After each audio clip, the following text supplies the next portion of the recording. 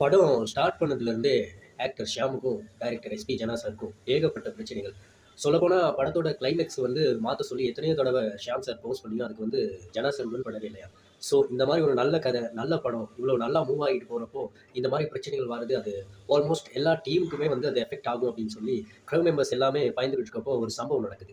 என்ன சம்பவம் அப்படின்னா, படத்தோட முக்கியமான ஒரு காட்சியில வந்து ஒரு முக்கியமான ஒரு பிரேக்கப் சாங், ஒரு பாட்டு வைக்கணும் அப்படின்ற முடிவுக்கு டீம் வந்தப்போ, வைரமுத்து பாட்டு எழுதுறதுக்காக கூப்பிடப்படுறாரு. அண்ட் வித்யாசாகர் கம்போசர் ஒரு அழகான டியூனை வந்து கம்போஸ் பண்ணி தர்றாரு. காதல் வந்தால் சொல்லி அனுப்பு, உயிரோடு இருந்தா வருகிறேன்.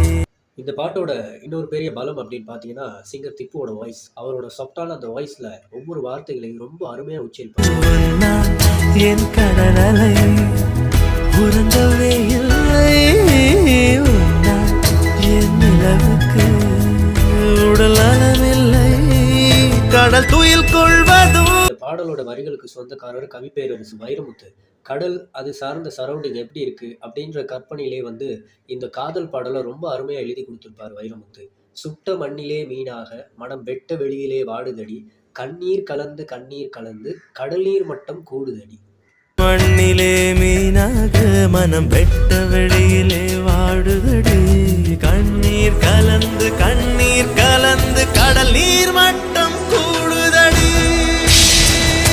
படம் அவ்வளோதான். படம் கிட்டத்தட்ட கைவிட்டு போகுது. நாமளும் படத்தை ட்ராப் பண்ணிடலான்னு எஸ்பி ஜனா சார் நினச்சிக்கிட்டு இருந்த அந்த தருணத்தில் உண்மையிலே மொத்த டீமையுமே அமைதிப்படுத்தி, சந்தோஷப்படுத்தி, அடுத்த கட்டத்துக்கு நகர்த்தி இந்த படத்தை சக்ஸஸ்ஃபுல்லாக முடிக்க மிகப்பெரிய ரீசனே இந்த பாட்டு தாங்க.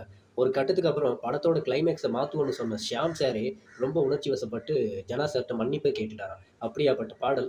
அண்ட் அந்த படத்தோட தேசிய விருது நாமினேஷன் லிஸ்ட்டில் இந்த பாட்டும் இருந்துச்சு. வின் பண்ணியும் கொடுத்துச்சு. காதல் வந்தா